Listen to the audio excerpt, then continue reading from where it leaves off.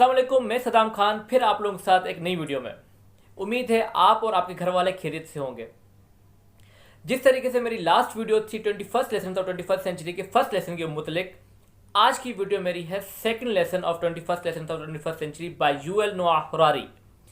Last video का मैं थोड़ा सा पस मंजर आपसे डिस्कस करता जाऊँ। डिसइल्यूजनमेंट के ऊपर था हमारा लास्ट चैप्टर, और अब जो चैप्टर होगा हमारा वो वर्क के ऊपर होगा। जिस तरीके से मैंने लास्ट लेसन में लास्ट में कहा था कि किस तरह से जॉब आप लोगों से छीनी जाएगी या जॉब्स ख़त्म हो जाएंगी या जॉब्स नहीं रहेंगी, तो अब मैं आपको उसका रीज़न बताऊंगा क्यों ऐसा होने लगा है, क्या ऐसा होगा, आने वाला वक्त क्या लेकर आ रहा है। तो रहिए मेरे साथ। और अगर उससे पहले अगर आपने अभी तक मेरा चैनल सब्सक्राइब नहीं किया, प्लीज़ सब्सक्राइब कीजिए, लाइक कीजिए, शेयर कीजिए। इस चैनल में आपको सारी चीज़ रियलिटी, ट्रुथ, फैक्ट्स, रेफरेंसेस के साथ मिलेगी, और आने वाले वक्त के मुतालिक जो प्रिडिक्शंस हुई हैं वो भी आपको बताई जाएंगी। तो चलते हैं हम अपने लेसन की तरफ। वर्क। जैसे ही चैप्टर शुरू होता है तो उन्होंने लिखा है कि when you grow up you might have not job. क्यों भाई? मैं मतलब वो लोग जो अभी 15 से कम एज के हैं, 15 बिलो, तो वो जब आएंगे 25-30 साल की उम्र में तो उनको जॉब नहीं मिलेगी, शायद उनके पास जॉब ना हो। ऐसा क्या होने लगा है? कह रहे हैं कि रोबोट्स और मशीन लर्निंग इस तरह काम करने का तरीका तब्दील कर देंगी कि जॉब्स नहीं रहेंगी। इसमें भी दो राय हैं। कुछ लोग कहते हैं कि ये लोगों को माशी तौर पे कमज़ोर कर देगा, और कुछ कहते हैं नहीं, ये ऑटोमेशन, ये डिजिटलाइजेशन, ये आर्टिफिशियल इंटेलिजेंस, ये मशीन का दिन ब दिन बढ़ना एक नई जॉब्स क्रिएट करेगा। जो ये लोग हैं जो ये कह रहे हैं कि जॉब्स क्रिएट करेगा, वो अपना ये जो आर्ग्यूमेंट है, जो ये बात है, इसको इस तहत सपोर्ट करते हैं कि 19वीं सदी में जब इंडस्ट्रियल रेवोल्यूशन आया था, तब भी यही लोगों को डर था कि जॉब्स छीनी जा रही है हमसे। वो जो माली था, जो ज़मीन पे काम कर रहा था, वो बोल रहा था कि यार ये जो ट्रैक्टर है, ये जो गाड़ी आई है, ये इसने मेरा काम तो छीन लिया, अब मैं क्या करूँगा। पर फिर वो ट्रैक्टर, वो जो गाड़ियाँ हैं, उन्होंने नई जॉब्स दे दी लोगों को।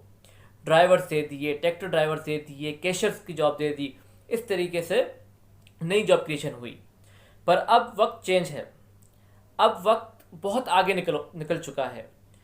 जिस तरीके से इंसान के पास दो ही सलाहियत है, एक है फिज़िकल, जो हम हाथों से अपनी ताकत से करते हैं काम, और एक है हमारी मेंटल इमोशंस, हमारी कॉग्निटिव ताकत जो होती है चीज़ों को समझना।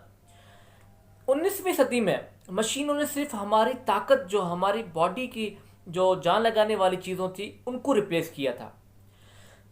पर अब साइंस इतनी तरक्की कर चुका है कि वो इंसान से जो समझने वाली चीज़ें हैं वो भी छीन रहा है।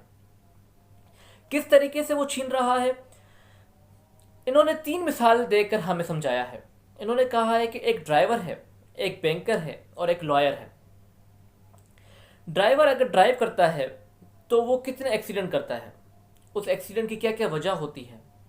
कभी कोई सो जाता है ड्यूरिंग ड्राइविंग, कभी कोई अल्कोहल में होता है, कभी कोई मैसेजेस में होता है, कभी किसी को पता भी नहीं चलता कि अचानक से गाड़ी कहाँ से आ रही है। उनका कहना है कि अगर यहाँ पर कोई ऑटोमेटिक व्हीकल हो, मतलब विदाउट ड्राइवर के हो, ठीक है, तो उसके ऊपर ज़्यादा ये होगा कि वो ये गलतियाँ नहीं करेगा। इनका कहना है कि अगर बैंकर की जॉब ऑटोमेटिक हो जाती है, एक रोबोट करता है, तो वो जो बैंकर अगले वाले इंसान को समझ नहीं पाता और इस तरीके से लोन दे देता है और वो लोन वापस नहीं करता, ये गलतियाँ नहीं होंगी। इसी तरीके से उन्होंने लॉयर के बारे में भी यही कहा है। आगे चलते हैं। उनका कहना था कि जिस तरीके से मशीन जो है काम करेगी आगे जाके, वो सारा सेंसिंग के थ्रू करेगी। जो मशीन सेंसर्स हैं, बहुत सारी मूवीज़ में आपने देखा होगा कि आजकल ऐसी मशीन्स भी आई हैं जो सच और झूठ भी बता देती हैं। आपके ऊपर वो एक पुट करेंगे मशीन पार्ट, एंड देन आप क्वेश्चनिंग होगी, और देन क्वेश्चंस के आंसर जिस तरीके से आएंगे तो मशीन डिटेक्ट कर लेगा कि आप सच बोल रहे हैं या झूठ। बिल्कुल इसी तरीके से वो मशीन काम किस पे करता है? वो बायोकेमिकल सिस्टम जो आपके दिमाग में चल रहा है, वो न्यूरॉन्स की भाग दौड़, वो उसको डिटेक्ट कर रहा होता है। इसका मतलब है कि वो आपके पैटर्न, जो आपके न्यूरॉन्स के पैटर्न को वो समझ रहा है।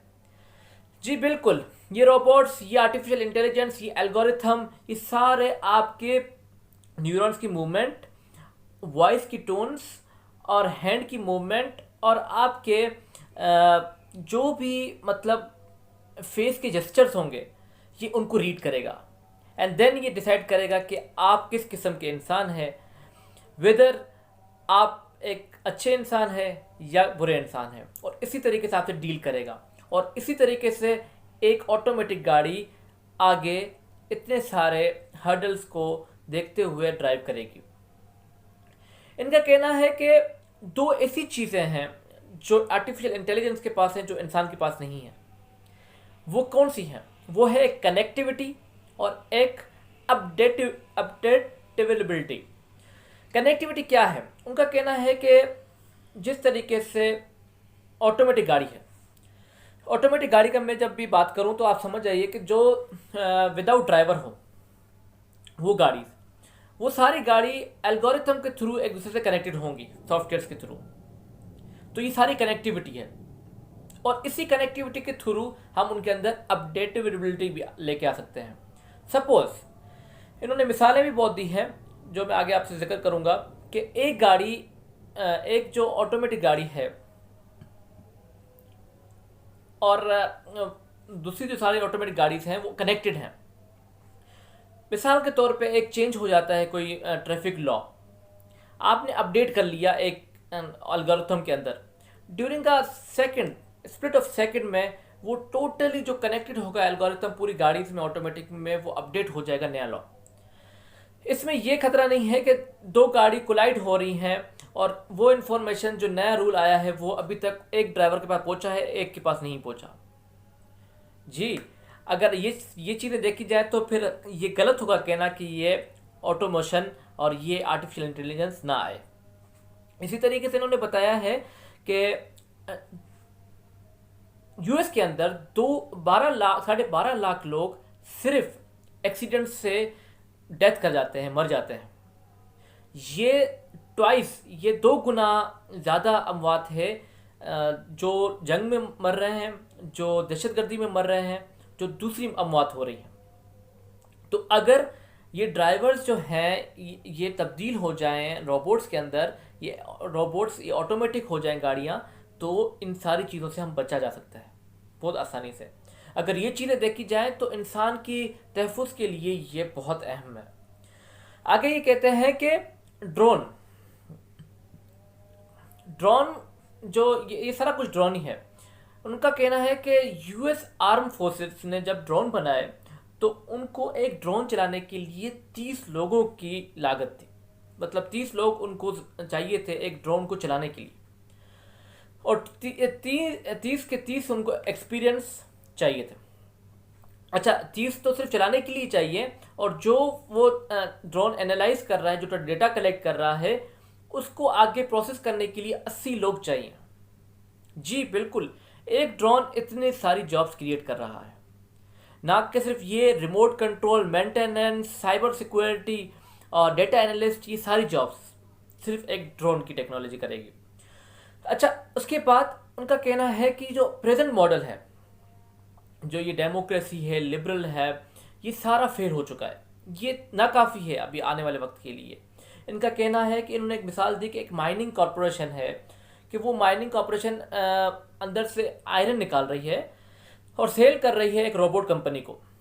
रोबोट उस आयरन से रोबोट्स बना रहा है एंड देन वही माइनिंग कंपनी वही रोबोट बाय कर रही है। एक वक्त आएगा कि ये सारे के सारे माइनिंग कंपनी रोबोट्स ही चलाएंगे। तो इसका मतलब ये है हम अपने ही पैर पे कुल्हाड़ी मार रहे हैं। जी बिल्कुल। उसके बाद उनका कहना है कि आजकल सब कुछ एल्गोरिथम के थ्रू हो रहा है। आप गूगल में जाएं, आपको बॉन्ड्स चाहिए, आप वहाँ सर्च करें, वो आपको वो बॉन्ड्स लेके आके देगा, वो आपको शेयर्स की सारी मालूमात देगा। सब कुछ ऑनलाइन हो गया। पहले लोगों को रीच किया जाता था, लोगों से इन्फॉर्मेशन ली जाती थी, अब कोई नीड नहीं है। वो जो गैप था, वो जो हर चीज़ थी, वो इन्होंने सारा ओवरलैप कर दिया, वो इन्होंने ख़त्म कर दिया। फिर उन्होंने पर्सनल एक्सपीरियंस बताया युवल नोआ हरारी ने। उन्होंने कहा कि यार जब मैंने बुक लिखी तो मैं एक पब्लिशर के पास गया, मैंने कहा यार ये पब्लिश करनी है मेरी बुक। उन्होंने कहा कि यार अपनी डिस्क्रिप्शन लिख दो ना इसके अंदर।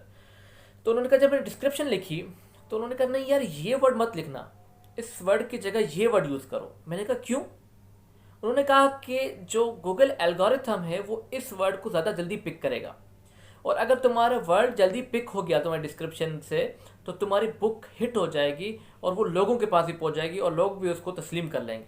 अगर गूगल एल्गोरिथम उसको जल्दी पिक कर लेता है तो ये लोग भी पिक कर लेंगे।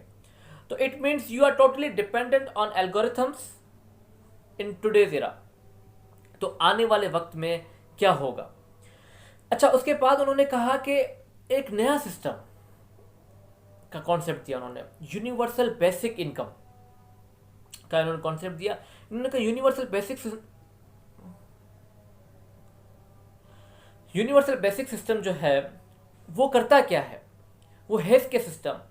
यूनिवर्सल बेसिक सिस्टम इन्होंने बताया कि वो सिस्टम है जो उटोपियन जो कम्युनिज्म थॉट है वहाँ से निकला है। इन्होंने कहा है कि उसके अंदर ये किया जाएगा कि वो बड़े बिलीनियर्स और वो रोबोटिक कॉरपोरेशंस जो हावी होंगी, जो रोबोट्स बनाती होंगी, उनसे टैक्स कलेक्ट किया जाएगा और लोगों को पैसे दिए जाएंगे, स्टिपेंड्स। जॉब्स नहीं है, सारा कुछ रोबोट से कैप्चर कर लिया तो ये किया जाएगा। ये आ जाता है लिबरल और कैपिटलिस्ट उसमें साइड में। और एक और चीज़ है यूनिवर्सल बेसिक सर्विसेज। ये क्या कहते हैं? ये कहते हैं कि भाई rather than providing them a stipend we have to provide them a service। बिल्कुल हेल्थ की सर्विस दे देंगे हम, फ्री हेल्थ, फ्री एजुकेशन, ये सब हम फ्री दे देंगे। अच्छा चले, ये तो बहुत दो किस्म के UBS और UBI, ठीक है। अब कहाँ पर ये चीज़ एक्सपेरिमेंट की गई है? जी बिल्कुल, जो UBI है वो ना सिर्फ कनाडा, फिनलैंड के अंदर ये एक्सपेरिमेंट किया गया कि वहाँ के 2000 लोगों में 560 यूरोस दिए गए पर मंथ, विदाउट ये देखे कि कोई काम कर रहा है नहीं कर रहा, कोई किस जॉब से निकला हुआ है क्या नहीं। तो इन्होंने देखा कि एक अच्छा सा प्रोडक्टिव रिजल्ट मिल रहा है। 2016 में एक स्विट्जरलैंड के अंदर एक रेफरेंडम हुआ पर वो रिजेक्ट हो गया। वो रेफरेंडम था कि क्यों ना, क्या हम ये लेकर आ जाएं जो UBI सिस्टम है, क्या स्टिपेंड दिया जाए। इसी तरीके से इटली के अंदर भी ये किया गया। पर हुआ क्या है, अब हमें UBI सिस्टम समझने के लिए पहले हमें यूनिवर्सल को देखना पड़ेगा। यूनिवर्सल का मतलब क्या है? यहाँ पर जो कंट्रीज अभी तक यूनिवर्सल को ले रही हैं वो ले रही है नेशनलिस्ट में और म्यूनिसिपल लेवल में, वो अपने कंट्री के लेवल में ले रही हैं उसको। जबकि देखा जाए तो हम एक ग्लोबल विलेज बन चुके हैं। एक कंट्री की प्रोडक्ट दूसरे कंट्री की इकोनॉमी को अफेक्ट करता है। मिसाल के तौर पे बेंगलोर में बैठा हुआ एक कॉल सेंटर का बंदा, पूरी कॉल सेंटर इंडस्ट्री, सारा प्रोडक्ट जो ढाका के अंदर बन रहा है, एक T-शर्ट जो जा रही है अमेरिका के पास, सेल अमेरिका में हो रही है, ढाका उसको मैन्युफैक्चर कर रहा है। बेंगलोर इंडिया के अंदर उसका कंप्लेंट सेल बना हुआ है, कॉल सेंटर सर्विस वो प्रोवाइड करता है। कोई भी क्यूरी होती है अमेरिकन को तो वो वहाँ कॉल करते हैं बेंगलोर में, एंड बेंगलोर वाले जो है वो ढाका को रिस्पॉन्ड कर रहे होते हैं। तो इस तरीके से इकोनॉमी क्या हो रही है, रिवॉल्व हो रही है। पर अगर ये जो आर्टिफिशियल इंटेलिजेंस आगे आ जाएगी, 3D प्रिंटर्स आ जाएंगे और सब कुछ गूगल में प्रोवाइड होगा, तो अमेरिकन को क्या ज़रूरत है कि वो मैन्युफैक्चर करवाएं T-शर्ट वहाँ से। वो T-शर्ट वहाँ से ले लेंगे और देन वो प्रिंट करेंगे अपने वहीं कहीं लोकल किसी प्रिंटर वाले से, या फिर वो अपने घर में भी प्रिंटर लेकर आ सकते हैं। इसका मतलब है जो पैसा वहाँ से डॉलर जा रहा था बांग्लादेश या इंडिया, तो वो अब उनकी कंट्री के अंदर कैलिफोर्निया सिटी ने कैप्चर कर लिया। इसका मतलब क्या हो रहा है कि जो दुनिया ग्लोबलाइजेशन की तरफ गई थी वो अब कहाँ जा रही है? आइसोलेशन की तरफ। जी, ये यूनिवर्सल का सिस्टम है, यूनिवर्सल का कॉन्सेप्ट है जो अभी तक कंट्रीज नहीं समझ पाए। अच्छा, उसके बाद हमें यूनिवर्सल तो हो गया, बेसिक क्या है? बेसिक का मतलब ये है कि जो बेसिक नीड्स होती हैं, आज तक बेसिक नीड्स की डेफिनेशन कोई बता तो नहीं पाया, पर अगर देखा जाए तो इंसान की बेसिक नीड तो 1500 से 2000 कैलोरीज है पर डे। अगर 1500 से 2000 कैलोरीज मैं आपको दे दूं कि भाई ये कैलोरीज आज आपके दिन की हो गई, आपको ताकत मिल चुकी है आज ज़िंदा रहने की, तो इनफ होंगी? जी बिल्कुल नहीं। बेसिक की डेफिनेशन मिडवील यूरोप में थी चर्च। उनको चर्च चाहिए थे, खाना भी नहीं चाहिए था उस वक्त, उनको चर्च चाहिए थे। आज की जो बेसिक डेफिनेशन है बेसिक नीड की यूरोप के अंदर, वो है एजुकेशन और हेल्थ केयर। उसके बाद अभी तो लोग ये भी कहते हैं कि बेसिक नीड्स के अंदर इंटरनेट को भी फ्री किया जाए। जी बिल्कुल। उसके बाद उन्होंने कहा कि जिस तरीके से आगे बायोलॉजिकल टेक्नोलॉजी बढ़ रही है, तो एक एजिंग का कॉन्सेप्ट आ रहा है कि मतलब एज रिड्यूस हो जाएगी। उन्होंने कहा एज रिड्यूस होने में से बहुत सारे मसाइल भी क्रिएट होंगे। वो मसाइल क्या होंगे कि सपोज कि भाई अभी लोग बूढ़े नहीं होंगे, मरेंगे देर से, तो क्या फिर वो तालीम जो मतलब वो जो लोग थे जो ज़िंदा रहेंगे, उनके लिए जो मेडिकल फैसिलिटीज़ हैं वो सारी सेम होंगी? क्या नॉर्मल आदमी को वही फैसिलिटी मिलेगी जो दूसरे आदमी को मिल रहा है? क्या जो वो बच्चा पाल रहा है अपना एक बंदा, क्या वो अपने बच्चे को वही हेल्थ फैसिलिटी दे सकता है जो वो बिलीनियर जो रोबोटिक कंपनी जो कैप्चर करके बैठी है वो उसको देगी? ये बहुत सारे बड़े क्वेश्चंस हैं। उसके बाद उन्होंने कहा कि लोग ऑब्जेक्टिविटी पे कम ध्यान देंगे। अगर यूबीआई और यूबीएस को देखें तो ये ऑब्जेक्टिविटी को अचीव कर लेगा। ऑब्जेक्टिव क्या है भाई? लोगों को ज़िंदा रखना, उनको खुशहाल रखना, वो तो कर देगा, पर लोग खुश कभी भी नहीं होते। उनको आप इतना देंगे तो वो इतना मांगेंगे, उनको आप इतना देंगे तो वो इतना मांगेंगे। सब्जेक्टिविटी के लिहाज से ये फेल हो जाएगा। उसके बाद उन्होंने कंटेम्प्रेरी वर्ल्ड में एक एग्जाम्पल दी इसराइल की। इसराइल के अंदर उन्होंने कहा कि 50% जो अल्ट्रा ऑर्थोडॉक्स ज्यूज मैन है, जो बिल्कुल एक सख्त किस्म के जो यहूदी हैं, वो काम नहीं करते। उनका सिर्फ एक ही काम होता है, पढ़ना। और पढ़ना भी क्या? अपने मज़हब की किताबें। जी बिल्कुल, ये अभी इसराइल के अंदर हो रहा है। अच्छा, गवर्नमेंट ने उनको यूबीएस सिस्टम एक दिया है जिसका नाम है एवेंट ला लिटरी। मैं यहाँ पर शो भी कर दूंगा उसकी स्पेलिंग, एवेंट लॉ लिटरी। ये उनको दे रहे हैं स्टीपेंड, पैसे देते हैं। अच्छा, अब ये पैसे देना और वो सिर्फ अपनी रिलीजन की तालीमात लेना, और उसके बाद ये हर 3 साल 4 साल के बाद सर्वे कर रहे हैं, और सर्वे से हैरत अंगेज रिजल्ट आया है कि they are more satisfied than the rest of Jews who are working on their society. तो वो बहुत ज़्यादा मुतमईन हैं दूसरे यहूदियों से जो काम कर रहे हैं, और दूसरे यहूदी इन लोगों से जल रहे हैं कि भाई ये लोग क्यों नहीं काम कर रहे, क्यों नहीं ये हिस्सा डाल रहे। जबकि देखा जाए तो आने वाली जनरेशन, आने वाले जो नस्लें हैं, उनसे भी जॉब छीनी जाएगी। तो इज़राइल खुद को प्रिपेयर कर रहा है आने वाले वक्त के लिए। तो आपको उम्मीद है कि इस पूरी डिस्कशन से ये मालूम हो गया होगा कि आने वाले वक्त क्या लेकर आ रहा है। खुदा अपने बच्चे को वो तालीम दें जो आने वाले वक्त में ज़रूरी हो। कुछ चीज़ें एआई के हाथ में नहीं होंगी, जिस तरह आर्ट, जिस तरह पोइट्री, जिस तरह ड्राइंग, ये सारी चीज़ें नहीं होंगी उसके अंदर। ठीक है, ये इंसान ही कर सकता है। इंसान हर चीज़ अशरफुल मखलूक़ात है, और हमारे हर किसी के रिलीजन में यही है कि हम सबसे ज़्यादा हैं। तो इसमें इन लोगों ने कुछ ना कुछ वो रेमेडीज़ भी दी हैं कि इस ऑटोमेशन को बीच में पर्स किया जाए।